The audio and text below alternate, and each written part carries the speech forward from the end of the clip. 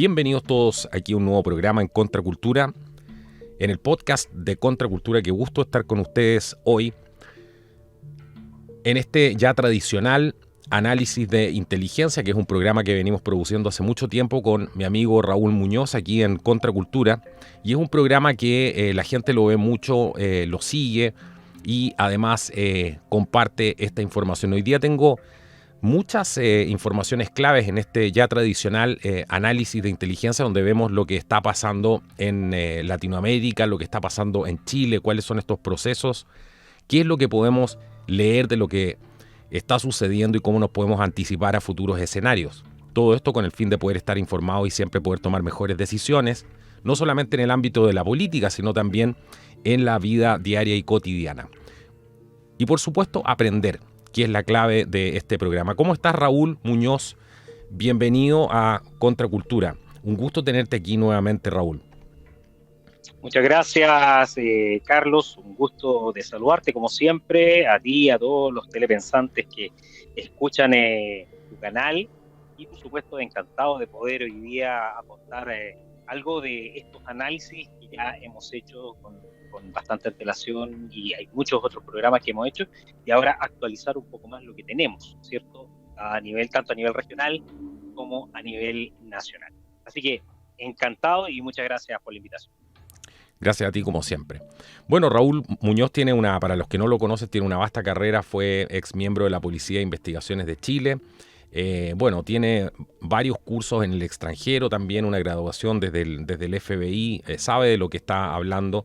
Llevamos hace bastante tiempo, como les decía, haciendo este programa, pero hoy día tengo muchas novedades que nos trae Raúl para poder entender este proceso tan complejo que está viviendo nuestro continente, y que a la vez, por ser algo nuevo, distinto, es tan difícil poder leer lo que está pasando con toda esta situación, el caos que está viviendo el continente, los cambios políticos, la falla de los estados, ¿cierto? Que muchos se están transformando prácticamente en estados fallidos. La gente ya cada día confía menos también en los políticos y está buscando ya otro tipo de soluciones para sus problemas cotidianos. Bueno, Raúl, ¿y por dónde te gustaría comenzar hoy día para empezar a analizar todo esto que está pasando en la región? Bueno, lo principal, yo creo que hay que darle una mirada más bien regional, a nivel latinoamericano, sobre todo con los últimos sucesos que han ocurrido especialmente en Perú, por ahí en Brasil, y obviamente también Venezuela, que fue hace muy poco escenario de una nueva celebración del Foro de Sao Paulo. Pero en Perú tenemos un escenario, ¿cierto?, con Pedro Castillo, que se encuentra actualmente detenido y que intentó obviamente un autogolpe de Estado, y eso lo llevó a la detención. Se está hablando hoy en día de que habría sido eventualmente traicionado por su mismo sector, y que eso ha llevado obviamente a que hayan graves manifestaciones en Perú, haya salido las Fuerzas Armadas a la calle, han habido enfrentamientos donde ha muerto gente hoy en día, y por lo tanto es un escenario bastante complejo desde lo que es la estabilidad en sí de Perú. Y por lo tanto no podemos dejar de relacionar este hecho con aquellas pretensiones que se van dando a nivel del Foro de Sao Paulo en Latinoamérica, precisamente porque el 18 de noviembre de este año se llevó a cabo nuevamente una nueva sesión del Foro de Sao Paulo en Venezuela, donde Nicolás Maduro fue bastante directo para señalar que el Foro de Sao Paulo va a seguir con mayor fuerza la lucha contra lo que ellos denominan el imperialismo, y por lo tanto de esa forma consolidar en Latinoamérica el modelo de socialismo del siglo XXI.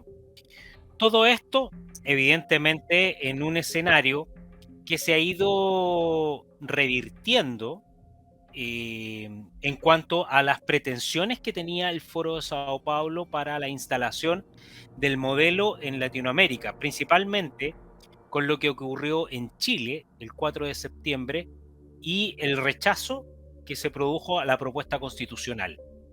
Recordemos una cosa en ese escenario, y es que el Foro de Sao Paulo, liderado por Nicolás Maduro, cuando partió el estallido antisocial en Chile,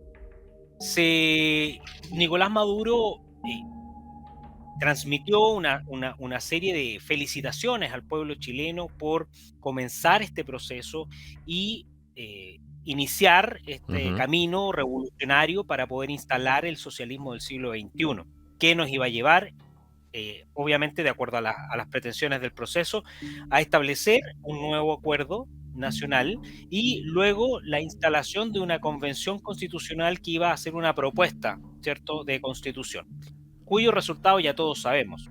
Fue rechazado con, Sí. con un 62%, un 61,86% en realidad, para ser exactos, del padrón completo, del padrón electoral completo. Es decir, realmente prácticamente la totalidad de los chilenos que fue a votar en ese porcentaje rechazó esa propuesta y trajo consigo una serie de otras situaciones a las que se sumaron posteriormente otros países, otros partidos políticos. Pero luego vamos a retomar lo que es, lo que es Chile. Pero, ¿por qué menciono esto? Porque finalmente lo que está pasando a nivel latinoamericano con Perú, y no podemos tampoco dejar de mencionar lo que estaba pasando en Brasil, con la elección presidencial. Exacto. En que supuestamente ganó Ignacio Lula da Silva con un 50 y algo de porcentaje de los votos. Hay toda una impugnación al ganador, en este caso a Lula da Silva, y todo un movimiento interno en el país que ha llevado incluso la movilización de miembros de las Fuerzas Armadas hacia las fronteras. Entiendo que tú, Carlos, has Así es. estado monitoreando también toda esa situación en Brasil, ¿no? Hace tiempo estamos trabajando en eso con un amigo que ha estado aquí en el canal, Juan Ignacio Valenzuela, y hemos estado dándole cobertura a todo eso que está pasando en Brasil. Como dices tú, efectivo, se han movimentado muchas tropas hacia las fronteras. También hay informes de que se intervinieron los morros, las favelas, zonas de conflicto, ¿cierto? Que se incautó, se hizo allanamiento, se incautaron armas. También se habló de gente que había sido dada de baja, que fue informada en su momento. Todo esto en una nebulosa informativa que hay, ¿cierto? Porque este tipo de escenarios que estamos viendo transcurre todo así, ¿cierto? No hay comunicaciones oficiales como lo que decías tú cuando Nicolás Maduro, cuando Chile estaba enfrentando esta revolución en octubre. No había una claridad para mucha gente de lo que estaba pasando, excepto algunos que entendíamos perfectamente que esto era una amenaza del Foro de Sao Paulo, pero no se hacía ninguna comunicación oficial de esto. Entonces las noticias las tuvimos por Nicolás Maduro, que agitaba la Constitución chilena en la mano, ¿cierto? Y que por supuesto estaba echándole fuego al proceso constituyente. Y aún así muchos chilenos no leyeron bien lo que estaba pasando. A mí eso me parece gravísimo y me parece que nunca se le da la importancia que requiere. Finalmente era una agresión del Foro de Sao Paulo y está liderado hoy día por Lula da Silva, ¿cierto? Y otros tantos, como mencionaste tú, Nicolás Maduro también, Castro en su momento, y son parte de una amenaza continental, como se les ha llamado. Sí, sin duda que es así, y lo que ha pasado en Brasil, y sumado al escenario de lo que ha pasado en Perú, nos puede marcar evidentemente una tendencia a nivel latinoamericano.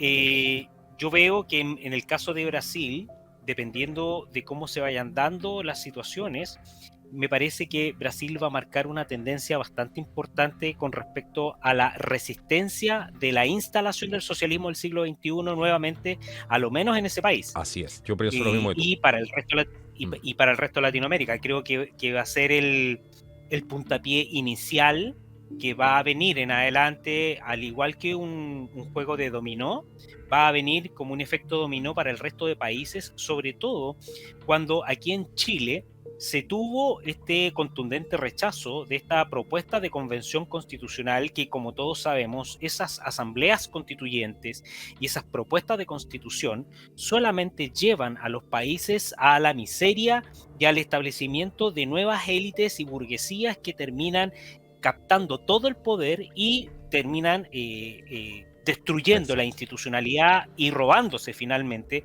todos los recursos del Estado. Entonces, claro, Chile en ese caso tuvo un vuelco. El caso de Perú no es menor, En no Perú es están menor pidiendo lo porque mismo ahora, hace ya tiempo, pero ahora han salido a las calles a pedir lo mismo, ¿cierto? Las facciones criminosas, las facciones criminales y todo eso. recordemos una cosa, que a Pedro Castillo se le está vinculando y se le está imputando su relación con organismos de crimen organizado. O sea, además de corrupción, organismos de crimen organizado. Y por lo tanto, esa es como la tendencia, en el fondo, de los personajes que están liderando el Foro de Sao Paulo, porque no podemos dejar de mencionar que los integrantes del Foro de Sao Paulo en general, que la mayoría son partidos y movimientos de izquierda más bien radical, tienen vinculación y conexión con el crimen organizado, porque dentro del Foro de Sao Paulo está lo que es las Fuerzas Armadas Revolucionarias de Colombia, las FARC, las entonces llamadas FARC, el Ejército de Liberación Nacional también de Colombia, que también integraba el Foro de Sao Paulo, y una serie de otros grupos que de cierta forma tienen un vínculo directo con la producción de drogas a nivel latinoamericano. Es decir, quienes integran el Foro de Sao Paulo necesariamente están vinculados de una u otra manera con el crimen organizado. Por ello que ha habido un despertar en algunos países en que el Foro de Sao Paulo ha estado quedando al descubierto de todas estas conexiones. No es menor que hace un par de años atrás se haya creado, se haya escindido del Foro de Sao Paulo, se haya escindido y se haya creado el famoso Grupo de Puebla. Porque el Grupo de Puebla finalmente lo que viene a dar es una cara más personalizada de lo que es las intenciones del Foro de Sao Paulo, pero fundamentalmente representando lo que es el progresismo, o lo que ellos llaman progresismo en Latinoamérica, que no es otra cosa más que un marxismo, un neomarxismo disfrazado, no es más que eso. Bueno, yo creo que la Y gente ahora se está dando cuenta de eso, ¿ah? De que es un marxismo disfrazado de cualquier cosa, porque da lo mismo de que te disfracen algo que te va a hacer daño, que es malo. Eso en realidad da lo mismo de que lo disfracen, lo importante es reconocerlo. Yo creo que la gente se está exacto, dando cuenta de eso. exacto. Y dentro de lo que es el Grupo Sao Paulo, tenemos que saber que tenemos a algunos personajes chilenos, políticos chilenos, que son los fundadores del foro del Grupo de Puebla. Tenemos a José Miguel Insulza, que es uno de los fundadores, a Marcos Enrique Ominami, que es también uno de los fundadores del Grupo de Puebla. Tenemos a Navarro, ¿cierto? Al senador Navarro.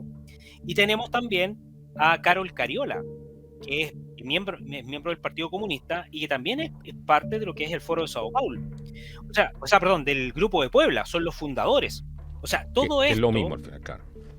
es lo mismo. En el fondo, el Grupo de Puebla viene a darle una cara o una careta Un lifting. a todas exactamente, a todas estas, a todos estos objetivos estratégicos que tiene el Foro de Sao Paulo, tomando en consideración que el Foro de Sao Paulo ha tenido un directo vínculo con la criminalidad organizada.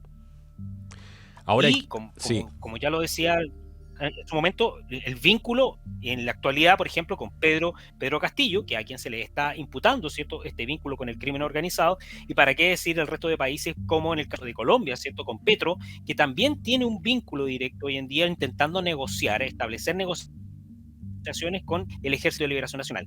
Y así una serie de otros países, lo que es Bolivia, por ejemplo, lo que es Argentina, que también han tenido casos obviamente relacionados con la criminalidad organizada.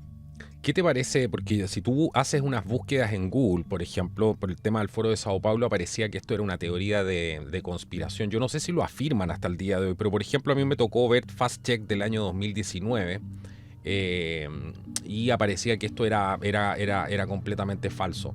Hoy día las Fuerzas Armadas, por ejemplo, están completamente al tanto de esto, hablan de esto, estudian esto, y no solamente en Chile, sino que esto viene de otros países, especialmente del Brasil. ¿Qué te parece a ti que se haya ocultado durante tanto tiempo esta información o se le haya hecho creer a la gente, sobre todo cuando ocurrió esta revolución, esta insurrección en octubre en Chile? Y lo primero que sea, no, esto no tiene nada que ver con el Foro de Sao Paulo. Eso son puras teorías de conspiración. ¿Tú crees que se puede sostener eso hoy día con todo lo que ha pasado, con todo lo que hemos vivido, viendo lo que están, un saludo a toda la gente que nos ve del Perú, un gran abrazo, viendo lo que está pasando en el Perú, por ejemplo, donde ahora están con el mismo discurso, pidiendo una nueva constitución algunos grupos y ejerciendo la Bueno, violencia y lo mismo que se caracterizan por hacer. Bueno, una de las de los beneficios y lo bueno que tiene en sí la inteligencia es que trabaja con información que está verificada. Y en el caso del Foro de Sao Paulo, hace mucho rato que dejó de ser una teoría de la conspiración, porque debemos recordar una cosa, que hasta el mismo Maduro, dentro de su imprudencia, cuando ocurrió el estallido social en Chile en el 2019, el mismo Maduro dijo abiertamente, vamos como lo planeamos. El Foro de Sao Paulo, les digo al Foro de Sao Paulo, vamos como lo planeamos.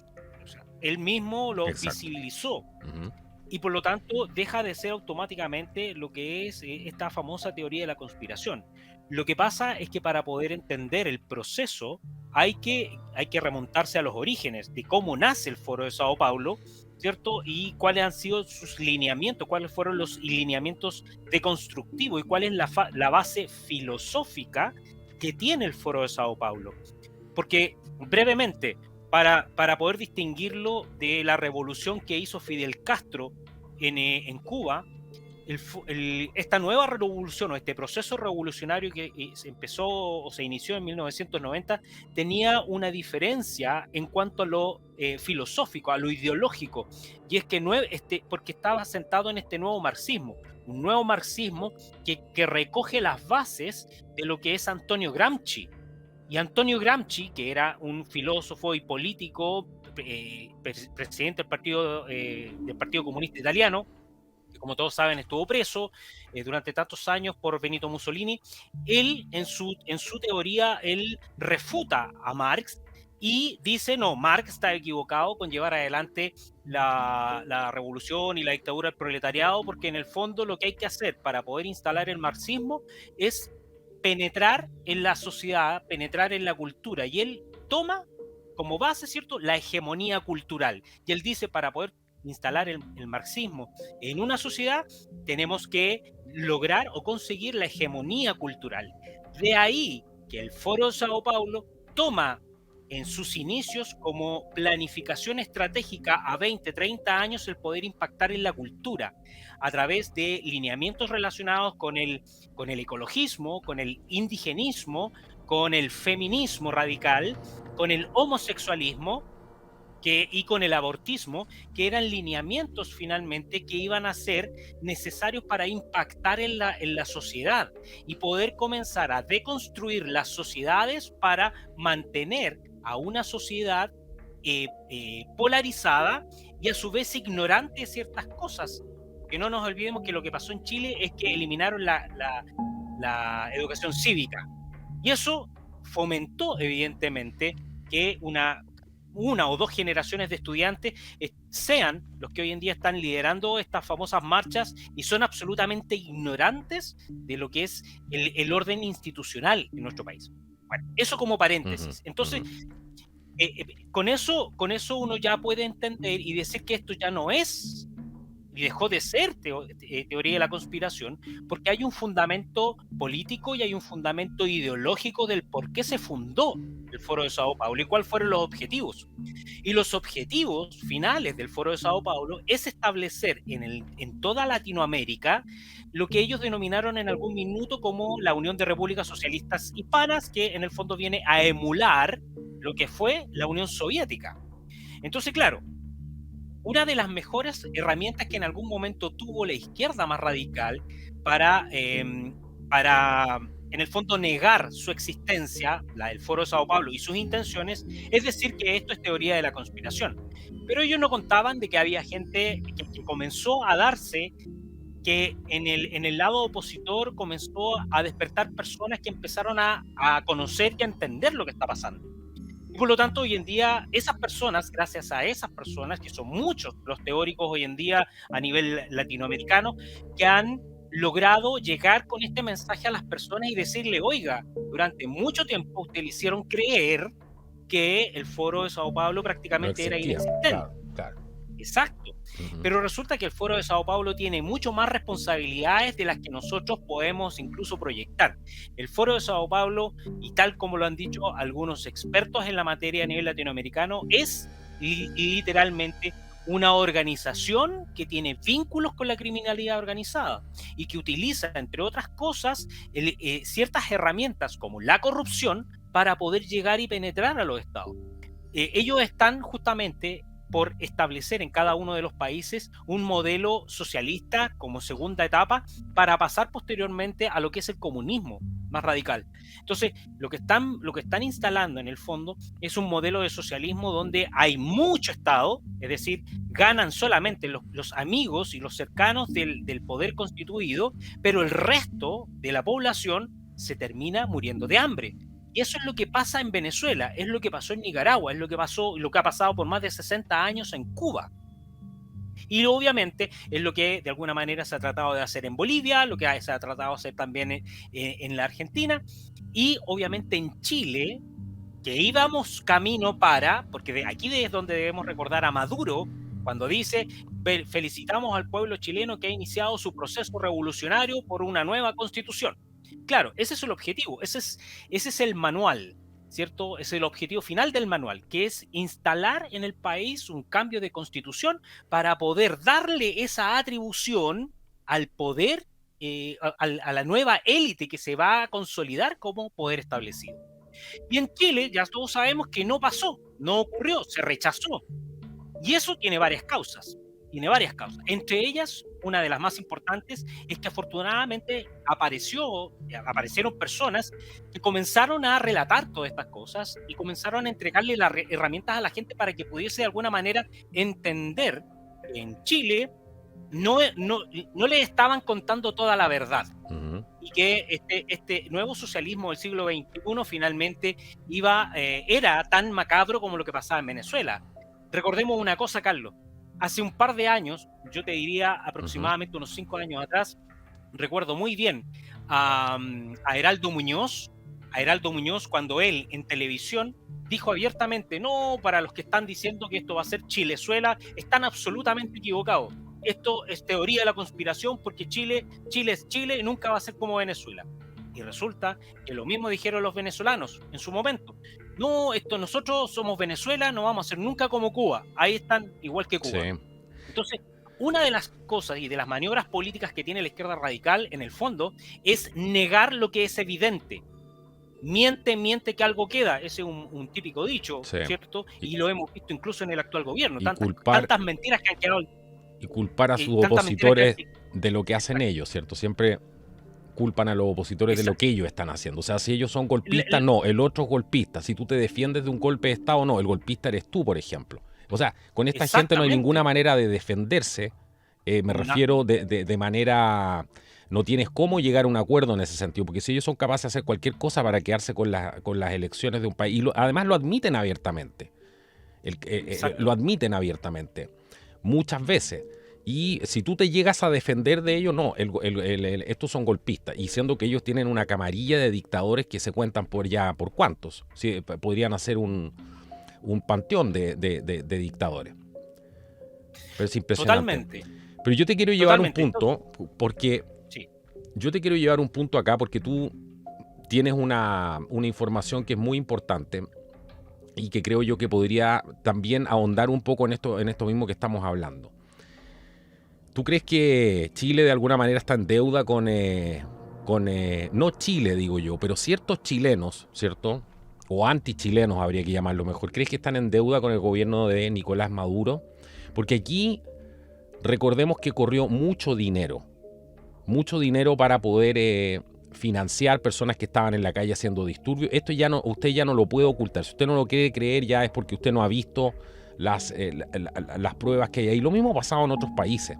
El modo operandi es prácticamente el mismo, ¿cierto? Tú lo has comentado también en este programa, pero ¿tú crees que hay gente que está en deuda con todo ese dinero que se invirtió por parte del Foro de Sao Paulo y específicamente de Venezuela en Chile para llevar al país a este estado? Sí, mira, ahí hay una información que es muy relevante, porque hasta hace un tiempo atrás hubo una noticia que estuvo dando vuelta, y es que el Senado y el Congreso aceptaron y aprobaron que Chile se prestara dinero, ¿cierto?, a lo que es la Corporación de Fomento Andino, que tiene raíces o vínculos directos con Venezuela. Ujú. Entonces, muchos criticaron el hecho de que en Chile, claro, hay una inflación que está creciendo, hay deudas que no se han pagado en el fondo con todo lo que se prometió en la campaña de Gabriel Boric, y se ha dicho de que no hay dinero para todos los derechos sociales que se habían prometido. Pero resulta que sí había dinero para prestar, y se prestó dinero a esta Corporación de Fomento Andino, que tiene sus raíces en Venezuela. Ahora, pensemos una cosa. Tú dijiste algo muy cierto. El estallido social que se llevó en Chile no fue gratuito. Y yo lo he podido constatar también empíricamente Eso para que la con gente lo personas. entienda, porque nosotros le llamamos estallido social, ¿cierto? La insurrección te refieres tú. Claro, para ir Es poniéndolo la en contexto, insurrección. claro. Sí, esta insurrección que ocurrió, el, eh, yo lo puedo decir empíricamente, porque dentro de todo un trabajo de investigación que he ido haciendo, he llegado justamente a personas que estuvieron en uno de los epicentros más álgidos que representaron en sí este famoso estallido antisocial. Y es la gente que vivía en los alrededores de San Borja. Y en los alrededores de San Borja hubo muchas personas con las que yo he conversado directamente, que afirman, y que a ellos les consta, que a todos los vándalos que iban a destruir, a quemar, a saquear, les pagaban. Ellos actuaban como con cuadrillas. Les pagaban de 40.000 pesos a aquellos que destruían, solamente rompían las cosas. Ellos tenían todo un mecanismo para sacar fotos, enviarlas a un contacto. Había todo un supervisor que iba a verificar que efectivamente fuese así, y a esos que destruían les pagaban más o menos 40.000 pesos. A los que andaban supervisando eran más o menos 60.000 pesos que les pagaban. La pregunta es: ¿de dónde venía todo ese dinero? ¿De dónde provenía todo ese dinero? Durante el tiempo que duró el famoso estallido antisocial, aparecieron muchas informaciones de inteligencia, y sobre todo de aquellos agentes venezolanos que estuvieron vinculados, agentes chavistas que estuvieron en Chile, que estuvieron promoviendo finalmente todo lo que fue el estallido. Hay personas personas testigos en Chile que reconocen, ¿cierto?, a venezolanos que estaban liderando a los grupos de estos vándalos que andaban destruyendo. Y por lo tanto, la primera información que nacía es que todo ese financiamiento no provenía finalmente de Chile, sino que era externo. Ahora, dentro de este análisis, uno puede llegar o hacer la siguiente conjetura. Ujú. Cuando uno relaciona que Chile hace poco tuvo que prestar dinero, porque se dice que prestó dinero a la Corporación de Fomento Andino, que tiene su sede en Venezuela, la pregunta es: ¿no será en el fondo que Chile, en vez de estar prestando dinero, está devolviendo lo que en algún momento Venezuela entregó a Chile para llevar adelante el Foro de Sao Paulo? ¿Y por qué lo digo? Porque resulta que hasta hace poco, en el 18 de noviembre del 2022, cuando se inició las sesiones del Foro de Sao Paulo, Nicolás Maduro hace una intervención respecto de cómo viene el 2023 para los lineamientos del Foro de Sao Paulo, y entre medio aparece el nombre de Chile. Y justamente ese día, en Ajá. la sesión de apertura, había una Ya, representación chilena en el Foro de Sao Paulo ya. de los partidos de izquierda, del Partido Comunista, y es el famoso Esteban Silva Cuadra. Esteban Silva Cuadra es uno de los agitadores del estallido antisocial, uno de los, yo diría, uno de los soldados de Maduro, porque ha estado todo el tiempo vinculado con Nicolás Maduro. Y ese día, en la sesión del Foro de Sao Paulo, Esteban Silva Cuadra se acercó a la testera donde estaba Nicolás Maduro, porque le hizo la referencia a Nicolás Maduro, y si tú analizas el video, vas a ver a un Esteban Silva Cuadra absolutamente sometido, casi pidiendo disculpas, y esto te lo digo por todo lo que es la constitución no verbal, Sí, de claro. lo que tú observas en la actitud del tipo cuando se acerca a Nicolás Maduro. Y Esteban Silva Cuadra le lleva un texto, se lo entrega a Nicolás Maduro y le dice: con mucho cariño para usted, presidente, le dice, para Chile, la Constitución de Salvador Allende. Y le entrega un libro que se llama La Constitución de Salvador Allende. Se supone que es la constitución que ellos quieren imponer en Chile y se llama la Constitución de Salvador Allende. Y Nicolás Maduro lo recibe con bastante incredulidad, yo diría con un poco de indiferencia, y le dice: ah, perfecto, muchas gracias. Como todos saben, Chile ya no va a tener una nueva constitución, ¿cierto? No hubo proceso, esperemos que en algún momento, algún día, puedan tener su constitución. Con una frialdad Imagínate, muy claro. distinta de lo que él expresó cuando evidentemente se llevó a cabo el estallido en 2019. ¿Y por qué? Porque evidentemente los lineamientos de este estallido antisocial que se llevó el 18 de octubre del 2019 eran la concreción de los lineamientos establecidos en el Foro de Sao Paulo de ese mismo año, que se llevó el 25 de julio del 2019, es decir, 2 o 3 meses antes. Antes, claro. Entonces, hubo toda una planificación estratégica en el fondo para llevar a cabo toda esta situación del estallido, y evidentemente con un resultado que en la actualidad no se consiguió. ¿Qué quiero decir con esto? Y este es una inferencia que hago yo precisamente de los análisis que me ha tocado hacer, y es que Nicolás Maduro está molesto porque Chile, la gente de la izquierda y radical y la gente que en el fondo estaba comprometida con el Foro de Sao Paulo, no consiguió el objetivo de obtener una nueva constitución, y se les puso de cuesta arriba todo el trabajo que han venido desarrollando, porque apareció una oposición despierta que les está haciendo un gallito bastante importante, ¿ya?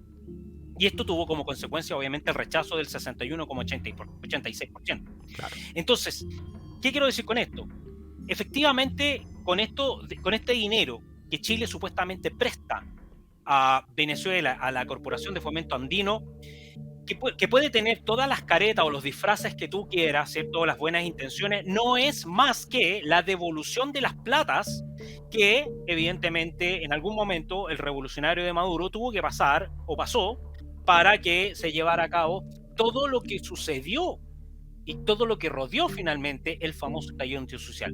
Todo esto, toda esta información que yo te comento es precisamente un desprendimiento de una serie de informaciones que en el fondo te llevan a inferir, ¿cierto? Toda esta hipótesis en el fondo.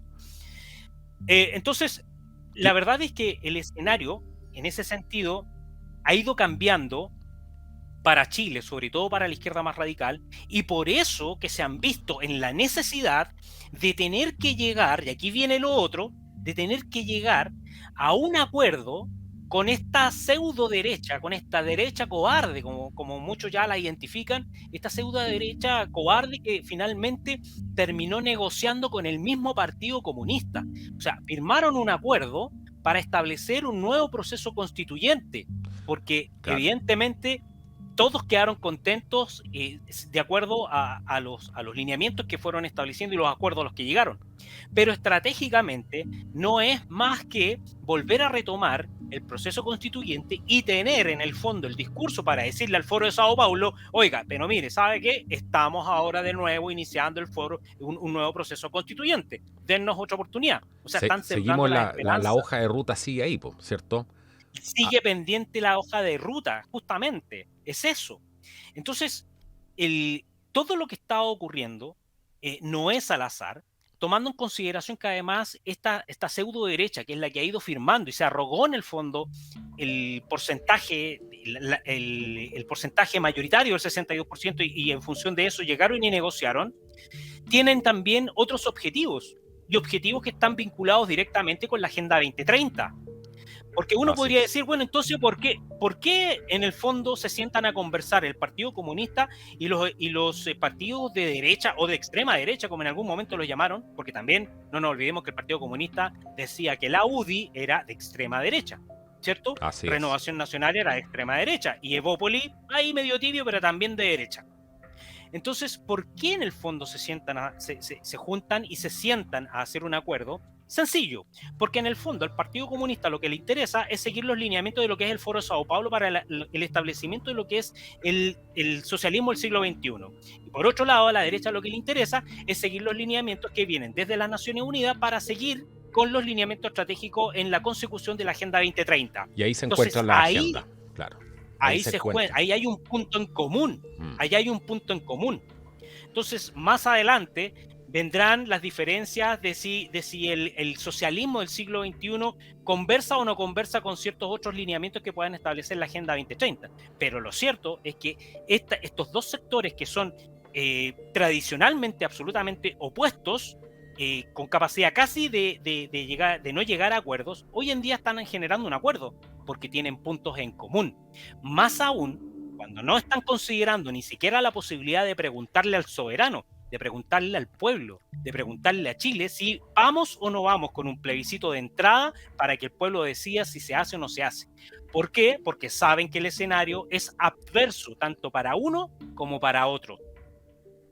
Y de aquí se desprende otra información que también la tengo muy fresquita, me llegó hace muy poco, desde el corazón del Partido Comunista, ¿ya? Y principalmente movimientos anarquistas. El Partido Comunista, a raíz de todo esto, ha ido cambiando un poco su hoja de ruta y va a cambiar literalmente y gradualmente su hoja de ruta de lo que ha sido en los últimos 20 años. Esto significa que el Partido Comunista, sobre todo aquí en Chile, va a ir transitando de lo que es este nuevo marxismo, este neomarxismo, a tratar de volver a las bases de este marxismo más clásico. Este marxismo, en el fondo, sustentado en el gran capital, en lo que es justamente lo que es Marx, ¿cierto? Para la lucha de clase, todo ese, lo generar típico. La lucha de clase y en el fondo generar la polarización a partir de levantar al pueblo oprimido. ¿Por qué?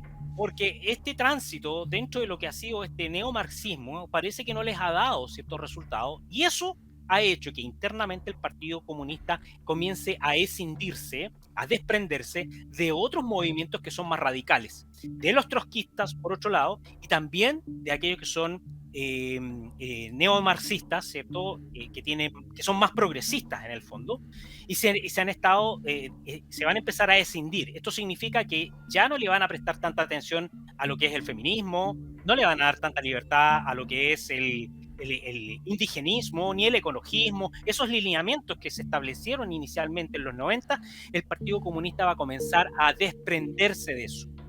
Y eso nos lleva a otra información, y es que precisamente se prevé desde el interior del Partido Comunista y desde los movimientos más radicales anarquistas que de una u otra manera se relacionan con el Partido Comunista, y es que se está preparando un escenario, un estallido, un segundo estallido antisocial, que se habla en ese ambiente, tanto a nivel interno del Partido Comunista como de los anarquistas, se dice que va a ser más cruento de lo que fue el 2019. Pero ojo, es un estallido social que viene hacia la misma izquierda.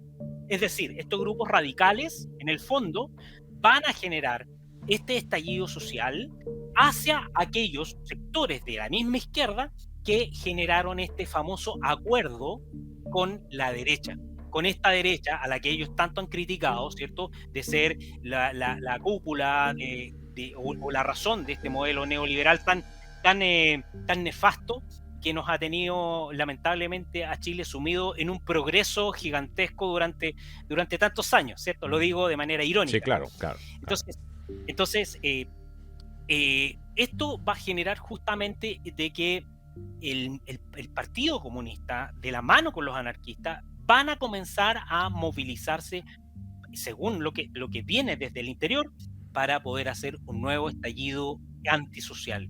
Van a volver a hacer el mismo estallido que hicieron, pero con consecuencias. Se habla de consecuencias más graves de lo que fue en el 2019.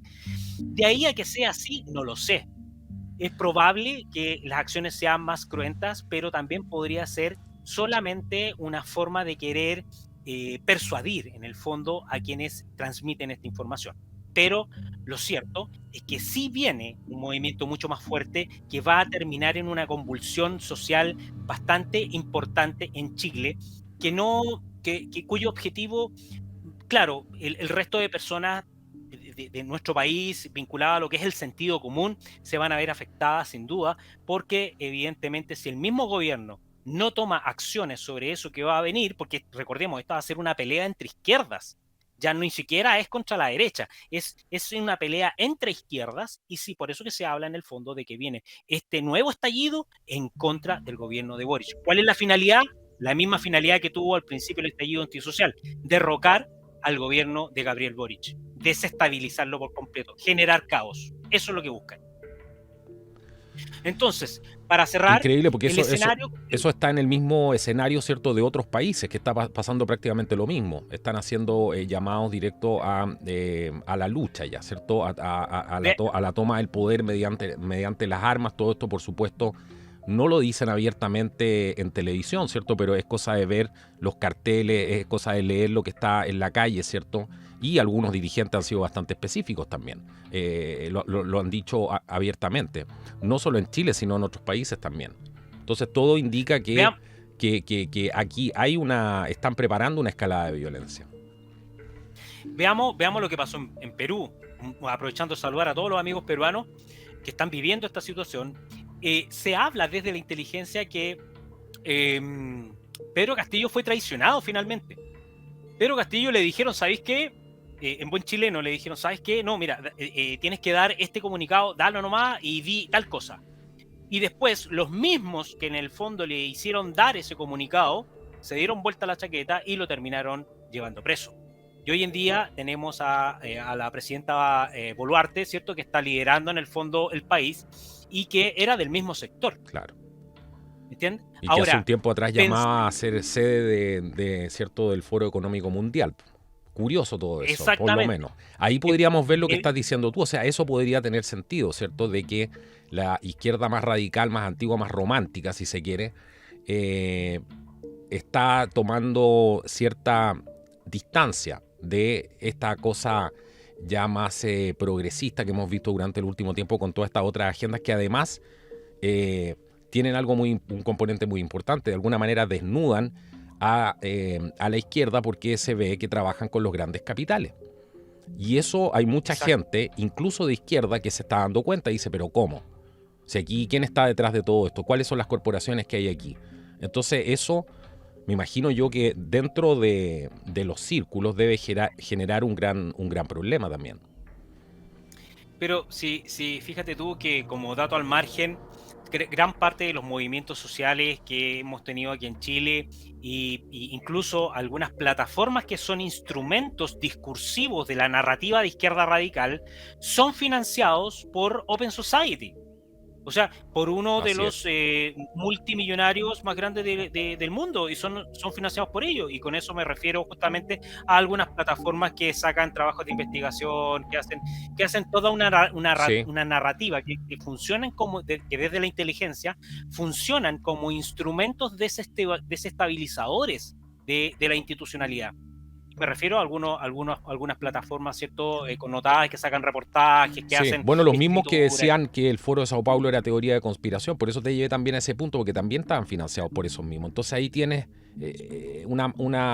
está clarísimo. O sea, ahí está clarísimo. Solo es cosa de irse un par de años más atrás. Piensa tú que en un reportaje que salió publicado en CIPER hace un tiempo atrás, la misma señora Lucía Damer aparece indicando de que todo lo que se habla respecto al estallido antisocial y su vínculo con el Foro de Sao Paulo es una teoría de la conspiración.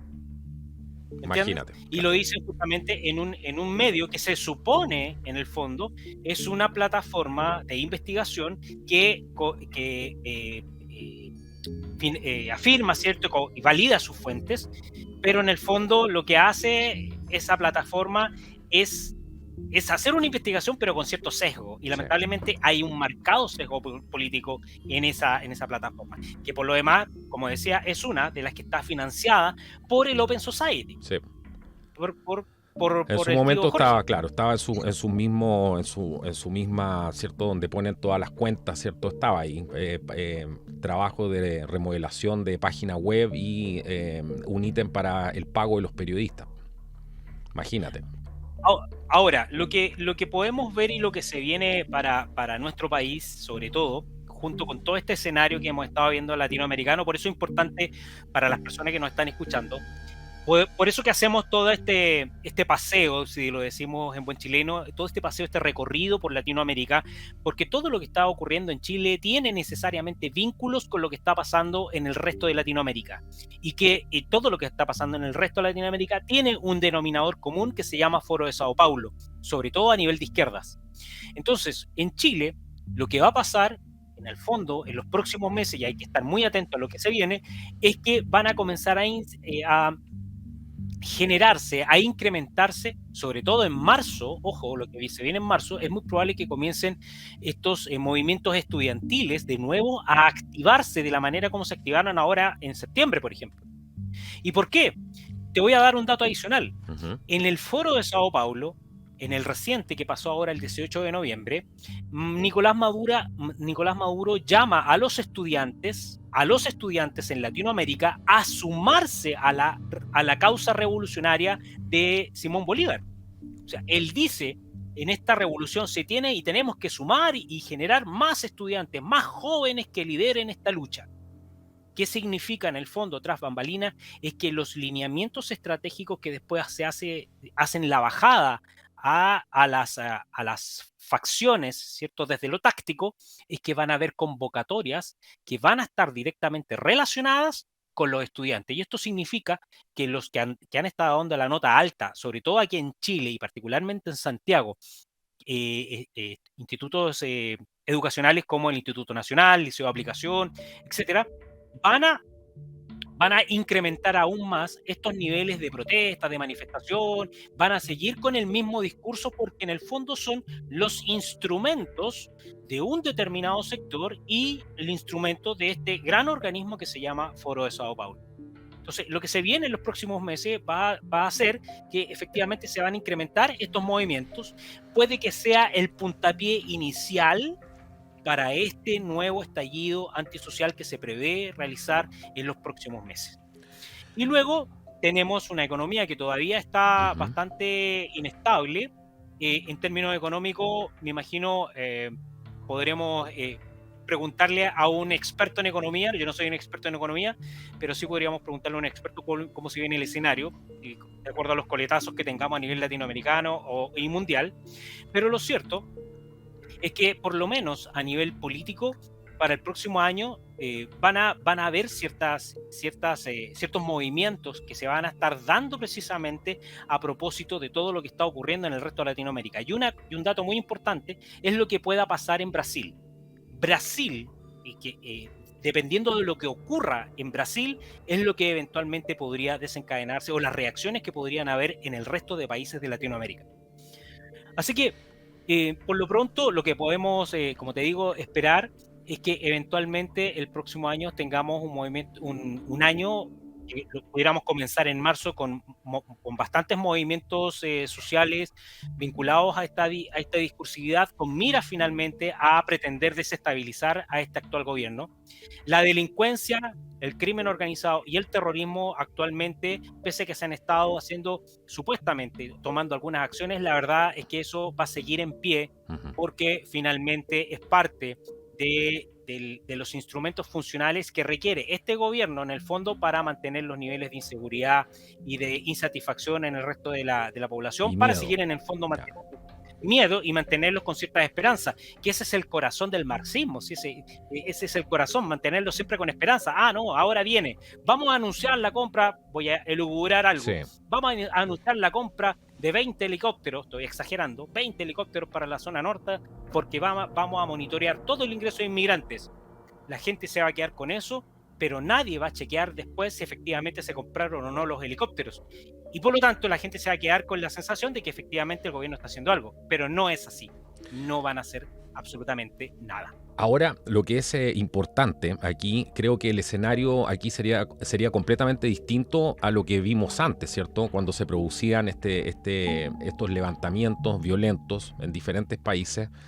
Yo creo que hoy día hay una gran diferencia, hay mucha gente que está informada, hay mucha gente que perdió sus negocios, hay gente que fue víctima directa de esto, hay padres de familia que han visto lo que le ha pasado a sus hijos, ¿cierto? También por estar metido en este tipo de grupos, y ya no es la misma población que probablemente teníamos en el año 2019, en el caso de Chile, en el caso de Brasil, la gente está mucho más despierta a lo que significa el Foro de Sao Paulo. En Perú también mucha gente que veía con romanticismo estos movimientos de la época, ¿cierto? De guerrilleros, los terrucos, etcétera, como le llaman allá. Hoy día mucha gente se está dando cuenta y ya ve esto como lo que es, ¿cierto? Como lo que es un movimiento de crimen organizado que está pululando por la región y tratando de tomarse todos los espacios. Yo creo que eso es... ¿Cómo lo ves tú eso? Porque me imagino que hay una diferencia, ¿cierto? El público ya no se va a creer cualquier cosa y ya hay una oposición fuerte al comunismo. Algo que no había en el continente hace, yo me atrevería a decir, hace 1 o 2 años atrás. Estamos viendo que la narrativa está cambiando bastante en ese sentido. Mira, la verdad es que tú tienes mucha razón. Yo creo que desde cierta perspectiva, si bien es cierto, tanto el Foro de Sao Paulo como el Partido Comunista en Chile, y sobre todo el Partido Comunista, tiene una larga trayectoria en generar planificaciones de largo plazo, de ver cómo llegar al poder, etcétera, pero cometen también errores.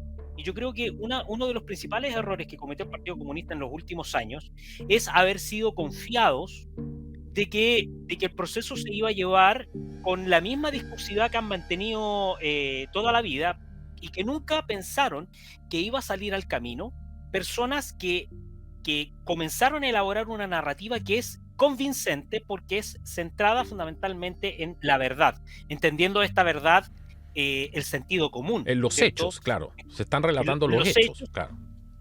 que relatan los hechos y que en el fondo llevan a elucubrar sobre la base del sentido común. Entonces la gente comenzó en el fondo a despertar de cierta forma y a decir, oye, lo que me estaba contando el sector de la izquierda, que detrás de eso está el Partido Comunista, no es tan así como me lo están diciendo, ¿cierto? Y se comienzan a darse cuenta de ciertas cosas, sobre todo lo que tiene que ver con la historia. No, debemos recordar una cosa, que durante todo este proceso, en 20 años, en Chile se ha contado una historia solamente desde el año 73, del 11 de septiembre del 73 para adelante, desde una posición, pero nadie ha contado la historia de lo que pasó desde 1970 cuando asume Salvador Allende, ni menos lo que pasó antes. Y como hoy en día la información es mucho más amplia, los canales de YouTube han permitido la aparición de canales que han estado hablando sobre la historia y sobre la verdad de cosas que la gente nunca había reparado en conocer. Hoy en día la gente se ha ido dando cuenta y ha quedado al descubierto toda esta narrativa que han estado inventando a las personas. Y eso es una variable de la que no contaba el Partido Comunista. De hecho, el Partido Comunista, liderando este proceso constituyente, apostaban, pero ciegamente, a que el 4 de septiembre iba a ganar ampliamente el apruebo. O sea, ellos se quedaron con el porcentaje del 78% de la entrada, del plebiscito de entrada, donde obviamente, como todos saben, solamente fue el 50% del padrón electoral que fue a votar. El otro 50% no. Claro. Y por lo tanto, en este otro, en el 4 de septiembre, fue el padrón completo. Y ellos ni siquiera proyectaron que eventualmente podrían perder. Ellos iban a ganador. Entonces, ellos ahí en su planificación estratégica, ellos fallaron, porque en los últimos meses comenzaron a observar que efectivamente las posibilidades de que ganara el rechazo eran altísimas. Y fue tan alta que ni siquiera tuvieron tiempo de poder llevar a cabo lo que yo decía, el plan 2, el plan B, que era en el fondo ver la manera de generar un fraude. ¿Y por qué? Porque la gente que despertó logró posicionarse de las locales de votación, hubo apoderados de mesa, hubo una mayor fiscalización y por lo tanto el proceso constituyente, el proceso eleccionario de esta última constitución se llevó transparentemente y el resultado al que se llegó es producto precisamente de la votación del padrón casi completo, estamos hablando prácticamente de casi el 90%. Entonces, estas variables no las contaba el Partido Comunista y de ahí que comienza en el fondo a generarse esta aproximación con la centro derecha y a cobrarle la palabra después del 5 de septiembre de decirle, oye, tienen que cumplir su acuerdo. Ustedes dijeron que iban a rechazar para reformar, entonces tenemos que sentarnos a conversar porque tenemos que seguir o continuar el proceso constituyente. Siendo que el mismo presidente de la República, Gabriel Boric, y la misma Camila Vallejo habían dicho que el proceso terminaba justamente el 4 de septiembre, gane la opción que gane y que de ahí para adelante se iniciaba, era otro proceso. Entonces, o sea, no se consideraba un nuevo proceso. ¿Pero por qué? Porque hasta ese minuto ellos tenían la convicción que los números le iban a dar a favor el apruebo. Y después vienen lo que todos ya no conocemos, ¿cierto? Las vueltas, las famosas volteretas, porque el escenario fue distinto. Ahí hubo un error estratégico del Partido Comunista y que hoy en día les ha llevado a tener que asumir ese costo y llegar a negociar con esa derecha o esa centro derecha que toda la vida han estado aborreciendo, con toda esa derecha que han estado criticando, que son parte de Y que este siempre modelo decían neoliberal. claro, y que con ellos no había nada que conversar. ¿Te acuerdas de ese discurso que lo venimos escuchando hace cuántos años? Pero aquí, como son todos políticos, podemos esperarnos cualquier cosa al final. Ahora, ¿cuál es el discurso que le llega a la gente? ¿Cuál es el discurso que le llega a la persona de la población, a la persona de la villa, a la persona común y corriente frente a este acuerdo? Lo que a ellos les llega es que no nos sentamos a conversar porque es parte de la democracia y nos sentamos a conversar y ustedes ven que podemos llegar a acuerdos y que podemos mantener una democracia. Ese es el discurso para los ilusos, porque quien conoce de fondo el Partido Comunista va a saber siempre que el Partido Comunista no negocia con nadie. El Partido Comunista ahora tuvo que negociar porque no le quedaba otra opción, porque ya se les había revertido todo el proceso que habían llevado adelante y porque además Maduro está súper enojado con el Partido Comunista chileno. Entonces, de alguna manera, tienen que retomar el proceso para poder volver a instalar sus ideas dentro de la nueva constitución. Yo te aseguro que si esto se ya lleva adelante, se formaliza este acuerdo, finalmente van a terminar cambiando los términos de ciertas cosas. Te lo aseguro. Y lo otro, que es un dato no menor, en este acuerdo finalmente generaron saltarse la Cámara de Diputados para no tener oposición. Mira lo tramposo que es. O sea, está tan evidente lo que ellos están haciendo que lo único que quieren es sacar adelante el acuerdo, ¿cierto? Para sacar una nueva constitución por los intereses que yo te acabo de mencionar. Porque la izquierda más radical y el Partido Comunista tienen unos intereses y la derecha, esta centro derecha cobarde, también tienen determinados intereses que están vinculados con la Agenda 2030. Entonces, por eso es que llegaron a acuerdo. Entonces, finalmente la UDI, RN y todos estos partidos de Evópolis se transformaron en ayudistas de Nicolás Maduro en este proceso. Ellos son literalmente, tú lo dijiste, ayudistas, son colaboradores del proceso revolucionario de Nicolás Maduro. Y es más, Nicolás Maduro está directamente relacionado con el Foro de Sao Paulo y el Foro de Sao Paulo con el crimen organizado. Entonces, si ellos, el Renovación Nacional, la UDI y Evópolis son ayudistas de Maduro, entonces están siendo cómplices del crimen organizado internacional. Increíble. Pero esa es la verdad, esa es la realidad de todo esto. Son los hechos, es la historia que hemos presenciado durante todo este tiempo. Yo, como dije en un programa el otro día, yo creo que aquí esto se tiene que transformar en un rechazo. Yo creo que esto va a ser un rechazo finalmente a la clase política transversalmente. Porque ¿para qué lo vamos a decir de nuevo? Pero no respetaron el acuerdo, no respetaron la democracia, no respetaron los propios términos y siguen mintiéndole a la gente que van a arreglar el país y esto es para mejorar el país, ¿cierto? Mientras tienen las fronteras abiertas y nadie reclama contra eso. Yo no he visto a los senadores de la UDI, a los señores, ¿cierto? En el norte, viendo lo que está pasando allá, tampoco levantando la voz por eso. Entonces, ¿cómo van a mejorar el país en un papel, ¿cierto? Si finalmente nadie respeta los acuerdos, ni tampoco los papeles, ni las constituciones actuales. Aquí hay una agenda que está por detrás y, como bien decías tú, ese es el único objetivo que tienen. Y si para llegar a ese objetivo en común tienen que ponerse de acuerdo, van a hacerlo. Y eso es lo que estamos viendo ahora. Así es, así es. A veces, bueno, lo más importante, a veces es crudo tener que escuchar todo lo que hemos estado hablando, pero es importante que la gente conozca cuál es el esqueleto de esto. ¿Cuál es el esqueleto? Y esto no tiene nada que ver con teorías de la conspiración, ni mucho menos, como insisto, son informaciones que están cruzadas directamente con fuentes fidedignas y que son análisis de inteligencia propiamente tal, más allá de que sean informaciones que provienen de una u otra fuente. Pero lo medular de esto es que la gente tiene que efectivamente darse cuenta que este proceso que estamos viviendo tiene una finalidad, tiene un norte, y tenemos que pensar que ese norte nos puede cambiar absolutamente el destino de este país. O sea, si hasta ahora, si en el 2019, con el estallido social, se reclamaron, ¿cierto? Salieron las calles, la gente a movilizarse porque les subieron 30 pesos en el pasaje del metro.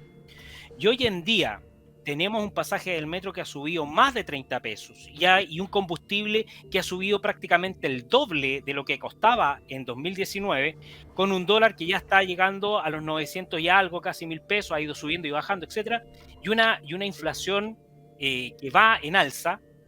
O sea, dese cuenta, ¿cierto?, que lo que teníamos hasta antes de octubre del 2019 era mucho mejor que lo que tenemos hoy en día. Y lo que tenemos hoy en día ha sido única y exclusivamente gestado por la izquierda y la izquierda más radical de este país. Así es, así es.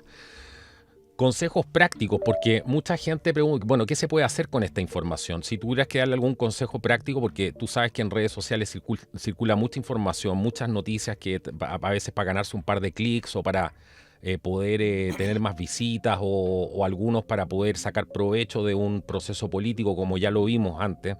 ¿Qué consejos prácticos le darías a la población en general que está siendo sometida a un bombardeo mediático, no solamente por la prensa y los medios tradicionales, sino también a través de redes sociales, porque eso también es un fenómeno que se está produciendo y eso viene de todos los lados? Eso es algo que es completamente transversal, donde también hay mucha información que no es real o por lo menos no tiene fuentes que sean confiables, a pesar de nosotros nunca hemos estado en una situación como esta, donde ha habido tanta información. Es impresionante tener que hacer ese trabajo de ir tratando de filtrar, y uno también, por supuesto, se puede equivocar. ¿Qué consejo le darías a las personas en base a lo que se viene a Chile para estar preparado, como se llama este programa? Bueno, precisamente el tema de la información y el tema de lo que es el análisis de inteligencia trabaja sobre informaciones que evidentemente van descartando todo aquello que puede llegar a ser fake news, como conocemos hoy en día fake news. Ese ha sido uno de las razones de por qué la izquierda radical, liderada en este caso por Camila Vallejos, que está levantando un proyecto, ¿cierto?, para combatir las fake news, pero más que todo las de derecha, que no las de izquierda, ha llevado, ¿cierto?, a que se establezcan estos controles. Ahora, efectivamente, yo me he dado cuenta que hay informaciones que confunden a las personas. Y a lo mejor hay personas que son tuiteros, sobre todo Twitter o en Instagram, que a veces van subiendo información, en TikTok lo mismo, van subiendo información, dependiendo de las características de cada plataforma, pero van subiendo información que quizás tienen una buena intención, pero el mensaje que está transmitiendo lo único que hace es confundir y es desinformar. Y voy a citar voy a citar un ejemplo. Por ahí circula una imagen de Augusto Pinochet, donde sale frente a un micrófono hablando y dice un texto: si ustedes sacan o retiran las minas antipersonales de las fronteras, en un tiempo más van a tener a todos los inmigrantes ilegales, tal como lo que quiere la ONU. Eso es lo que dice textual, más o menos eso es lo que dice el meme. Ya. Eso que dice, y abajo sale una fecha, dice Augusto Pinochet, ¿cierto? 1994. Ese meme que la gente ha estado tuiteando y se queda solamente con esa información, con esa imagen que le muestran y no verifica, eso es falso. ¿Y por qué es falso? Primero, porque el retiro de minas antipersonales vino a hacerse efectivos en Chile solamente a partir del año 2004, de ahí en adelante.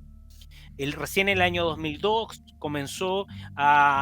se hizo la adscripción al tratado. Chile se incluyó en el Tratado de Ottawa, que es el tratado que se firmó en 1997 para el retiro de las minas antipersonales de las fronteras de todos los países, y Chile solamente lo ratifica en el año 2002. De ahí para adelante comienza todo este proceso de retiro o del proceso de desminado de las fronteras. Entonces, ya la fecha que ellos colocan, que supuestamente es lo que habría dicho Augusto Pinochet en 1994, eso es falso, porque Pinochet nunca dijo eso. Entonces, si bien es cierto, hay gente que lo tuitea en un contexto de personas que son de un sector afín, ¿cierto? Más patriotas, qué sé yo, más cercanos a la imagen de Pinochet, lo que hacen con eso es desinformar. Porque están trabajando, si bien en el fondo la intención es enaltecer quizás la imagen de Pinochet, pero lo están haciendo con una información que desinforma finalmente, porque no es así, no es efectivo, ¿ya? Eso es como ejemplo. Entonces, uno de los llamados que yo hago a las personas es que tengan mucho cuidado de tuitear, sobre todo a la gente en Twitter, de tuitear o retuitear aquellos comentarios, aquellos tweets que eventualmente no tengan una fuente que sea realmente comprobada. ¿Cómo hacemos eso? Si viene un tweet con un meme o con un tipo de información, busco rápidamente en alguno de los buscadores, ¿cierto? Motores de búsqueda, alguna información que diga relación con esa información que me está indicando. Cosa que yo pueda tener una fuente oficial que efectivamente lo confirme. Porque de lo contrario, me voy a estar sumando a una serie de informaciones que a veces no tienen ningún sustento y que los hacen precisamente personas, como digo, con buena intención quizás, pero que están desinformando, o a veces un proceso de contrainteligencia que proviene directamente de la misma izquierda, que genera en el fondo memes o informaciones que hacen suponer que vienen de la derecha, pero generan desinformación. Entonces, uno de los principales consejos es aprender a verificar esos datos y no llegar y tuitear, por ejemplo, en el caso del Twitter.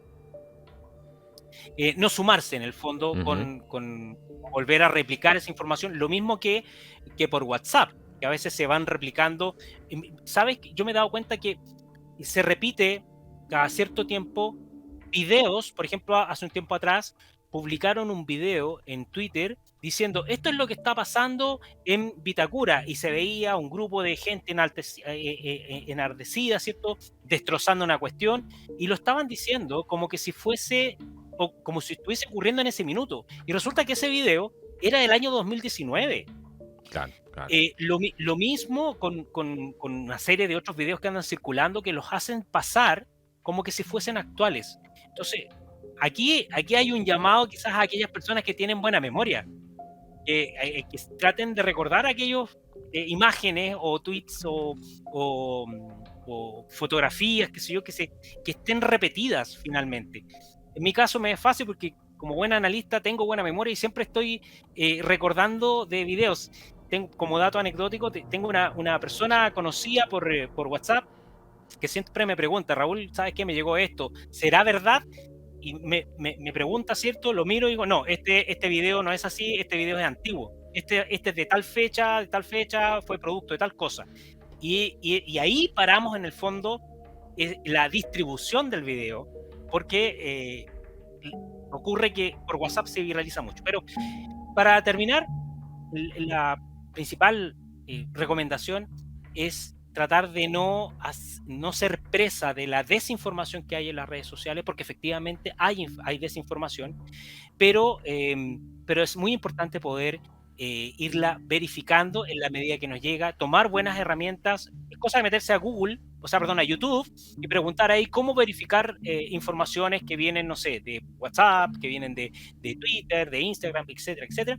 Pero lo ideal es poder constatar las fuentes para poder sumarse a la viralización o no de esa información. Eso, en términos generales, vean lo que está pasando a nivel latinoamericano. Es muy importante saber lo que está pasando en Brasil, lo que está pasando en Colombia, lo que está pasando incluso en Ecuador y también lo que está pasando acá en Perú, que son países que de una u otra manera nos van a ir dando una línea de lo que eventualmente podría pasar también en Chile. Exactamente.